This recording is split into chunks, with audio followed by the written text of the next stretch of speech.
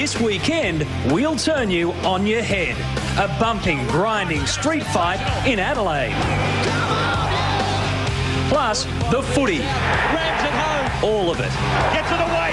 And there's more. The US Masters, Davis Cup tennis, and the Golden Slipper. He's taken the front, at the 150. It's a high-octane Sports Saturday, and we're live on the streets of Adelaide for Sports Tonight.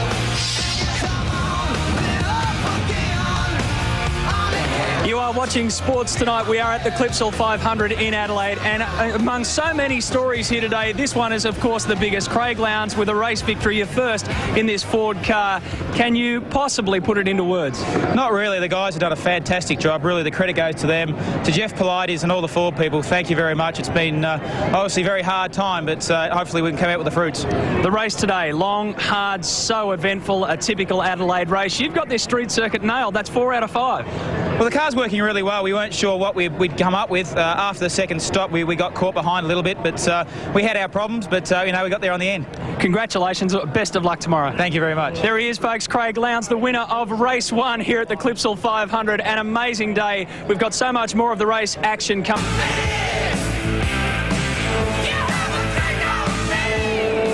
Welcome back to you. The streets of Adelaide are still alive, in fact, with the GT production cars racing around the circuit right here.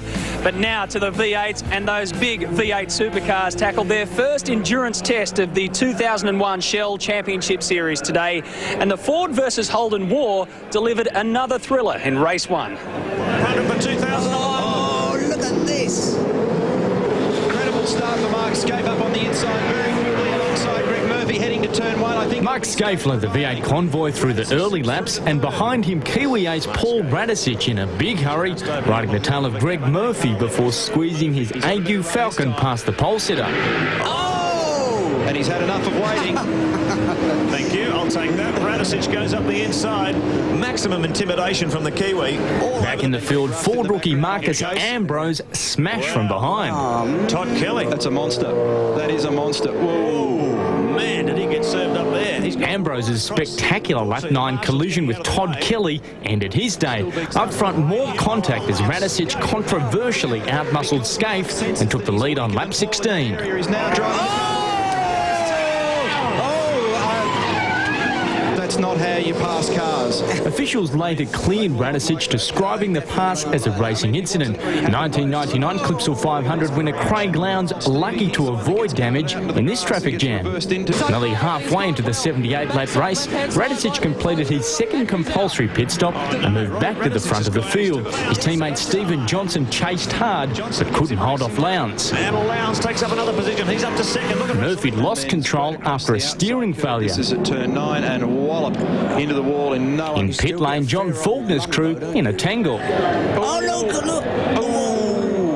Faulkner eventually unloaded all the hardware as Radicic pushed his new Agu Falcon to the limits in pursuit of runaway leader Lowndes. The rest of the field also took off, but Lowndes pulled 10 seconds clear.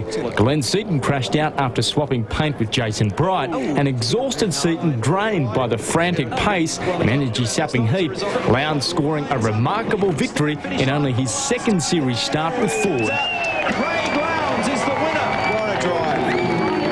Absolutely incredible. Johnson completed a Falcon Quinella, Russell Ingall third. And as you saw at the top of the show, quite an incredible and emotional Craig Lowndes finish to this race. Let's take a look at all these results for you. Lowndes showing his class there. That's a history-making win for the Ford Brigade. He will start tomorrow's second leg from pole position.